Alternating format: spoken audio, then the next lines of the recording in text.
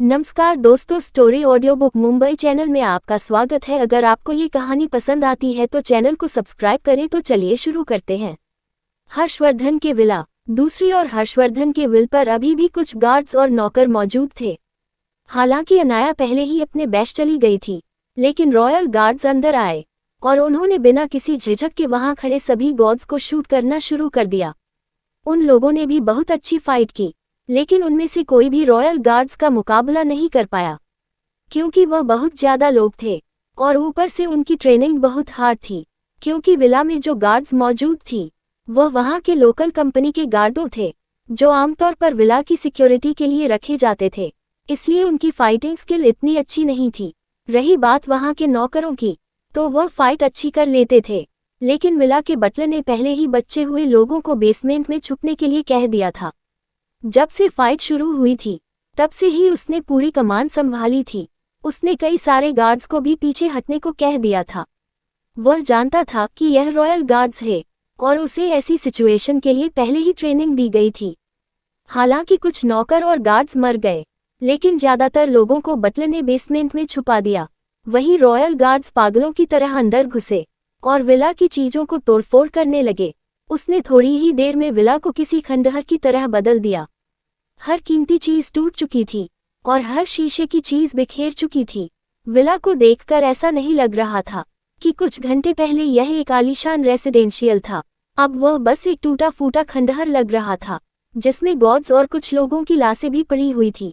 वो हर दरवाजा तोड़कर अंदर जा रहे थे ताकि पता कर सके अंदर कोई है तो नहीं। इस तरह उन्होंने थोड़ी ही देर में पूरे विला को तहस नहस कर दिया और हर चीज को तोड़ दिया। ऊपर से यह सारा नजारा रॉयल मैंशन के हॉल में बैठे हुए रॉयल फैमिली देख रही थी, क्योंकि वह लोग अब तक बौखला चुके थे घर आती आधे घंटे में आने वाली न्यूज को लेकर, और अब वह कोई देर नहीं करना चाहते थे। वह जल्द से जल्द हर्षवर्धन की बीवी को अपने काबू में करना चाहती थी, इसीलिए उनके गार्ड्स के कपड़ों पर कैमरे लगे हुए थे, जिसे वह लाइव फुटेज देख रहे थे। वही हर्षवर्धन जो अभी खामोश अपनी आंखें बंद कर लेटा हुआ था और खुद को रिलैक्स दिखा रहा था, क्योंकि वो अपना गुस्सा बाहर नहीं निकाल सकता था और ना ही गुस्सा कर सकता था, इसलिए वह शांत बैठा हुआ था। लेकिन पीछे खड़े हुए गॉड्स और दोनों सेक्रेटरी ने गुस्से में मुठिया करती थी। वही पूरे विल को दहेज नहीं करने के बाद भी कहीं पर भी हर्षवर्धन की वाइफ के कोई भी निशान नहीं मिले, इसलिए वह बोलकर वापस लौट गई है। वही बेसमेंट में बटलर जो कुछ गार्ड्स और नौकरों के साथ छुपा हुआ था, वह अब तक अनाया को फोन कर चुका था और उसने यहाँ की सिचुएशन के बारे में उसे पहले ही बता दिया था। अनाया अभी एक हथियारों से लैस टीम के साथ विला पर लौट रही थी ताकि वह उन लोगों की मदद कर सके। जैसे ही वह पहुंची, उसने पूरे विला की हालत देखकर गुस्से में अपनी मुठिया कस ली, लेकिन अभी भी उसे उम्मीद थी कि उसके लोग जिंदा होंगे। उसने तुरंत पूरे विला को देखने के ऑर्डर्स दिए। थोड़ी ही देर में बेसमेंट से बटलर और उसके साथ बचे हुए लोगों को बाहर निकल गए। उनमें से कुछ घायल भी थे जो बहुत मुश्किल से बच पाए थे, और कुछ बिल्कुल ठीक थे जो पहले ही छुप गए थे। लेकिन अपने दूसरे साथियों को मरा हुआ देखकर उन लोगों को गुस्सा आया। उसमें से एक आदमी सर झुकाकर बोला, मैडम आप उन लोगों को छोड़ना मत। उन लोगों ने बिना किसी चेतावनी के विला में फायरिंग कर दी। इतना बोलकर वह वहां पड़े अपने एक साथी के आंखों को बंद करता है, जो पहले ही मर चुका था और खौफ की वजह से उसकी आंखें खुली थी। ये सुनकर अनाया गुस्से में पीछे खड़े हुए गार्ड में से एक से बोली, दूसरी टीम को इन्फॉर्म करो और उन सभी रॉयल गार्ड्स को उठा लो। मुझे वह सभी जिंदा चाहिए। उन्हें भी पता चलना चाहिए कि मौत क्या होती है। उसके बाद वह बटलर को देखकर बोली, यह विला आपके रहने लायक नहीं है। तुम मेरे लोगों के साथ जाओ और बाकी लोगों को दूसरी जगह शिफ्ट कर दो ताकि वह सुरक्षित रहे, और अगले 2 दिनों तक बाहर मत आना, क्योंकि फ्रांस काफी अराजक रहने वाला है। इतना बोलकर वह गार्ड्स के साथ वहां से चली गई और दूसरे लोग उन सभी नौकर और बटलर के साथ दूसरी ओर निकल गए। रॉयल पैलेस में दूसरी बार रॉयल पैलेस में किंग अभी भी गुस्से में था, क्योंकि रॉयल गार्ड्स को हर्षवर्धन की वाइफ नहीं मिली थी, इसीलिए वह गुस्सा हो चुका था। तभी क्वीन मेरी किंग को देखते हुए बोली, अब शांत हो जाए। किंग, फ्रांस हमारी टेरिटरी है और एक मामूली सी लड़की हमसे बचकर नहीं जा सकती। आप टीम को अलर्ट कर दीजिए और उसे खोजने के ऑर्डर दे दीजिए। कुछ ही घंटे में वह मिल जाएगी। वैसे भी अब मिस्टर रावत के पास ज्यादा वक्त नहीं बचा है। वह बहुत जल्द शादी के लिए हामी भर देंगे। हमें बाकी की तैयारी अभी कर लेनी चाहिए। ये कहते हुए उसकी आवाज में घमंड था, जैसे हर्षवर्धन उसकी बात मान ही लगा। उसके पास और कोई चॉइस नहीं रहेगी।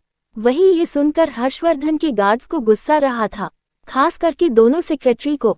लेकिन हर्षवर्धन अभी भी शांत बैठा हुआ था, जैसे कोई शेर अपने शिकार की तैयारी कर रहा हो, और यह शिकार के पहले की खामोशी हो। उसकी छुट्टी और उसके आसपास फैला हुआ सन्नाटा रॉयल फैमिली को अजीब सा डर महसूस करवा रहा था, लेकिन वह फिर भी घमंड में थे। लेकिन तभी अनाया ने जो सैटेलाइट फोन पहले भिजवाया था वह बजा। उसे बजना सुनकर एक पल के लिए आपको डर लगा, क्योंकि पिछली बार जब वह बजा था तब से हर आधे घंटे में उसे बुरी न्यूज़ मिल रही थी, और पिछले 3-4 घंटे में उसने आधी से ज़्यादा पावर को दी थी, और बिना वजह वह रॉयल सोसाइटी में मजाक बन चुका था। इसीलिए इस बार जब फोन बजा तो एक पल के लिए उसे डर लगा, लेकिन फिर भी उसका घमंड पीछे नहीं रहा। उसने फोन उठाया तो सामने से अनाया की डरावनी आवाज आई, क्या बात है किंग?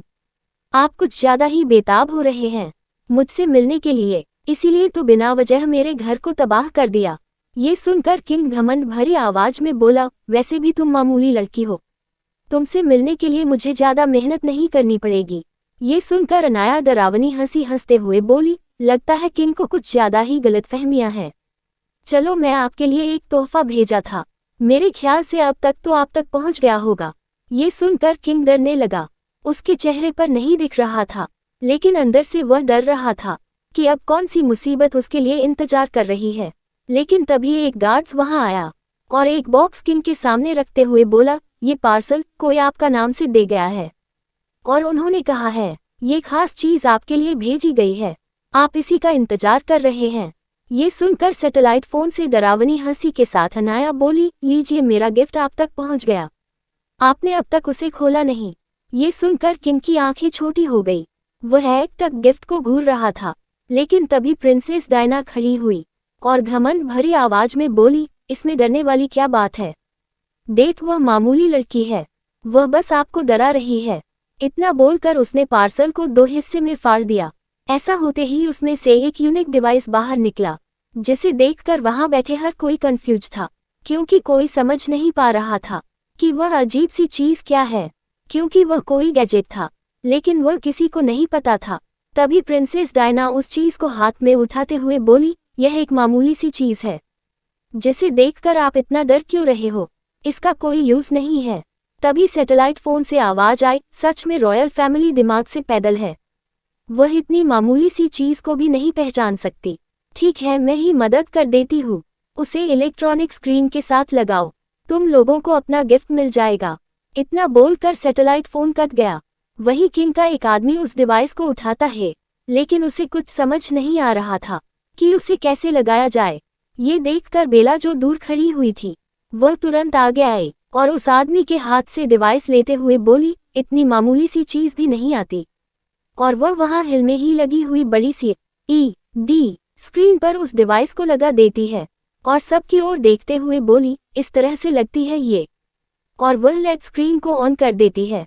ऐसा होते ही सामने जो नजर आए उसे देखकर हर किसी की रूह कांप गई, क्योंकि सामने एक बेसमेंट का नजारा था, जिसमें कई सारे लोगों को बहुत बुरी तरह से टॉर्चर किया गया था। उन सब की हालत कसाई खाने में लटक रहे किसी बकरे की तरह नजर आ रही थी। शरीर के हर अंग से खून निकल रहा था, चेहरा सजा हुआ था, किसी की उंगली काट दी गई थी तो किसी की आंख निकाल दी गई थी, किसी का सिर फूटा हुआ था तो किसी के शरीर का हर अंग छोटे छोटे हिस्सों से काटा गया था। उन सब की हालत देखकर एक पल के लिए तो किसी की भी रूह कांप जाए, लेकिन किसी को समझ नहीं आ रहा था कि यह फुटेज हर्षवर्धन की बीवी ने क्यों भेजी। लेकिन तभी किंग का सिक्योरिटी हेड आगे आया और डरते हुए बोला, ये हमारे रॉयल गार्ड की टीम है, जो रावत के घर पर उनकी वाइफ को लेने गई थी। वही यह सुनकर तो पूरी रॉयल फैमिली अपनी जगह से खड़ी हो गई और उन सब का चेहरा पीला पड़ गया। किसी को यकीन नहीं हो रहा था कि एक मामूली सी लड़की इतने हाईली ट्रेन गार्ड की ऐसी हालत कर सकती है। खास करके तो सबसे ज्यादा डर तो डायना के चेहरे पर था। आज तक उसने दूसरे लोगों को टॉर्चर किया था, उन्हें नीचा दिखाया था, उन्हें बर्बाद किया था, कई लोगों की जिंदगी बर्बाद की थी और कई लोगों को मरवाने के ऑर्डर दिए थे। लेकिन फिर भी उसने अपनी नज़रों के सामने कभी भी ऐसा खूनी मंजर नहीं देखा था। इसलिए अनगार की हालत देखकर तो उसे उल्टी सी आ गई और उसने वहीं पर उल्टी भी कर दी। स्क्रीन पर कुछ और नहीं था, तभी स्क्रीन के आगे एक मास्क पहनी हुई लड़की आई, जिसने ऊपर से नीचे तक काले कपड़े पहने हुए थे। उसके शरीर का एक भी अंग नजर नहीं आ रहा था, लेकिन फिर भी उसकी आंखें जिसमें अनंत गहराई थी, जिसे देखकर ही हर किसी को डर लगने लगा। स्क्रीन से एक आवाज आई, हेलो मेरे प्यारे एंटरटेनर, मैं आपकी होस्ट मिसेज रावत। ये तोहफा मैंने खास करके किंग लुईस के लिए तैयार किया है। मैंने सुना है उन्हें लोगों को मरवाना बहुत पसंद है, इसलिए तो उन्होंने बिना वजह मेरे हस्बैंड के कुछ लोगों को मरवा दिया। तो मैंने सोचा मैं आपको भी वही तोहफा दे देती हूँ। इतना बोलकर वह पीछे इशारा करते हुए बोली, ये वही टीम है जो आपने मेरे घर भेजी थी, तो मैंने सोचा मैं उनकी कुछ खातिरदारी कर देती हूँ।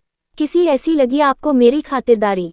अच्छी तो लगी। इतना बोलकर वह वहां खड़े हुए एक आदमी के पास खड़ी हुई और एक झटके में उस आदमी का गला काट दिया। थोड़ी ही देर में उसके गले का मांस बाहर लटकने लगा और उसकी आंखें डर और खौफ की वजह से बाहर ही निकल गई। वह ऐसे ही अपनी आखिरी सांस ले लेता है। उसे कभी सपने में नहीं सोचा होगा कि एक रॉयल गार्ड होने के बाद भी उसकी मौत इतनी भयानक होगी। वहीं अनाया का अंदाज देखकर तो रॉयल फैमिली का चेहरा डर से पिया पड़ गया। किंग अब तक समझ चुका था कि उसके सामने खड़ी हुई लड़की कोई मामूली लड़की नहीं है, उसकी जरूर कोई ऐसी पहचान है जी बारे में वह नहीं जानता। और अब तक तो प्रिंस विलियम भी यह बात समझ चुका था, लेकिन बाकी रॉयल फैमिली तो डर से कांप रही थी। वहीं ये लाइव वीडियो हर्षवर्धन भी देख रहा था। उसके चेहरे पर एक टेढ़ी मुस्कान आ गई थी। उसे पता था अनाया ने ये सब कुछ उसी के लिए किया था, क्योंकि जो लोग मेरे थे वो हर्षवर्धन के थे, और हर्षवर्धन उन लोगों को कैसे छोड़ता जो उसी के घर पर जाकर उसी के लोगों को मार दे। इसलिए अनाया ने उन सबको पकड़कर मरवा दिया। थोड़ी ही देर में स्क्रीन पर रॉयल गार्डन की मौत का मंजर घूम गया। कुछ मिनट में सभी रॉयल गार्ड डर और खौफ के भयानक मंजर को अपनी नजरों में बसाए मौत की नींद सो गए, और यह नज़ारा रॉयल फैमिली के दिल को दहला देने के लिए काफी था। हर कोई खौफ में वहीं पर बैठ गया। अब उनकी हिम्मत नहीं हो रही थी हर्षवर्धन की ओर देखने की। क्या किंग मानेगा हार, और क्या अनाया पैलेस जाएगी? अगर आपको अगला एपिसोड चाहिए तो लाइक करें, कमेंट करें और चैनल को सब्सक्राइब करें।